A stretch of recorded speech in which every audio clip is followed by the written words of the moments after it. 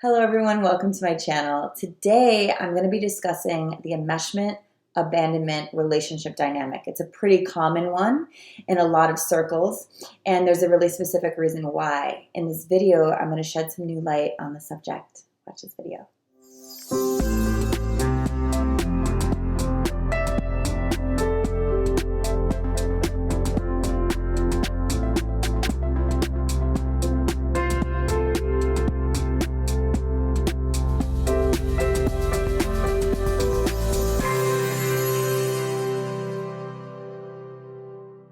Hello everyone, welcome to my channel. If you're new, please click the little subscribe button and the bell so you receive notifications when I release new videos. And if you've been with me for a while, thank you so much and welcome back.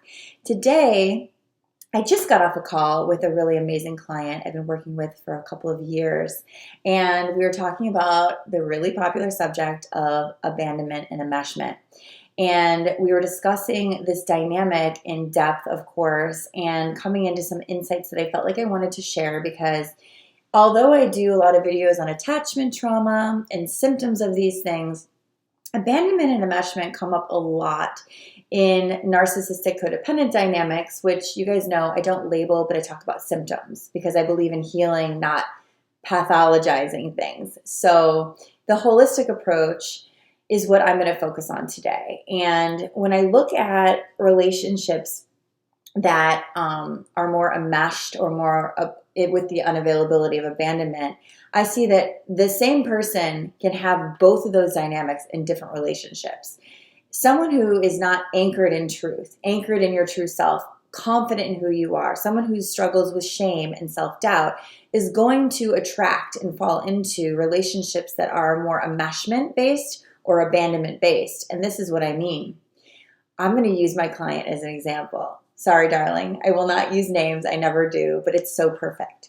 She, like me in the past, has experienced both. She's experienced this attraction to someone who seems very powerful, where she has placed her power. What that means is she has projected power onto someone that she has not yet owned. And what that looks like is she sees this person as kind of idolizing, right? She sees him as powerful, beautiful, amazing, something that would upgrade her own identity, right? Wow, that person's all these things. If that person loves me, that means that I get to feel all those things. She's also seen herself in the other dynamic where she has been idolized, meaning someone is trying to enmesh with her. Someone is seeing their identity as upgraded because they're with her. Interesting, right? So in both dynamics, they're not really comfortable because in one, she's giving her power, and in another, someone's giving their power to her. And so neither one are empowered relationships. There's a power struggle in one or the other. In one, she's losing power. She's giving it away without knowing it consciously. In the other, she's giving someone else power, but hers is feeling weird because someone's like needing to attach to her and mesh with her for their own identity. Not comfortable. And so you can be in both dynamics. And so the interesting thing about this is both of them are about identity. So you're not going to find yourself in one of these dynamics unless you have uncertain identity, unless you feel that your power is not in you, truly. And so what do we do about this?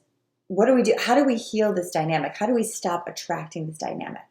The way we stop attracting this dynamic, and this is the test I gave her, I said, what I want you to do is feel what it feels like when someone can take your worth from you, and feel what it feels like when someone cannot.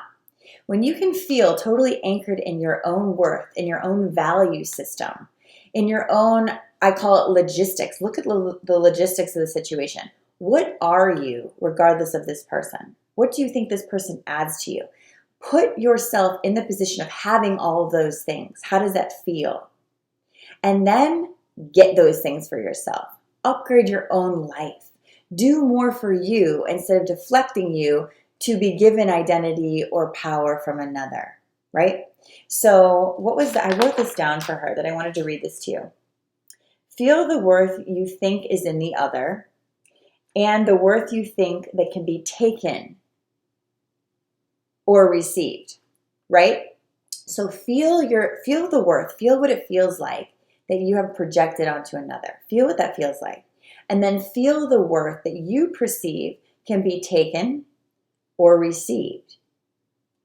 When you realize that your worth cannot be taken or given, it can only be reflected, that is when you're ready to be in a relationship that's going to feel secure, because you know that you're not getting anything from them and you're not giving your power to them. You are just being reflected in the truth that you are. So it's not about a different person. It's about how you're relating to that person. When you can relate by seeing that all of my worthiness that I see in another is in me, and that cannot be taken, and it can't be received from them. It can only be reflected. She was telling me how she often feels guilty because by having a relationship with a certain person, she found more of herself and she felt guilty about it. Like, oh, I didn't give him anything. And I said, that's because your core wound is not being enough, meaning you don't think that you being in that relationship is as valuable to him as it was to you. Take that in. And when you can see your own worth, meaning you have more work to do about rooting into your own worthiness, your own values before you reach out into a relationship, because what she just admitted was, I don't think that my part in this relationship was as valuable as his. That's the wounding. When you can say, I see my worth in this relationship, is when you're going to feel safe and secure that no one can take it from you and no one can give it to you, but you can claim it within you. Let this one hit for you.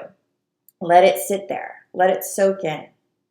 So if you're dealing with enmeshment, or you're dealing with abandonment or unavailable partners, it is a reflection of the worthiness that sits within you. Do you need to claim it more and anchor it more? Think about it. This is a permission slip for you to sit in your values, sit in your worth, and know that it cannot be given or taken. It can only be reflected. You guys, please check the links below. Lots of announcements, lots of new fun things. I hope you share this video with anyone you think could benefit. And I will see you guys soon. Have a great week.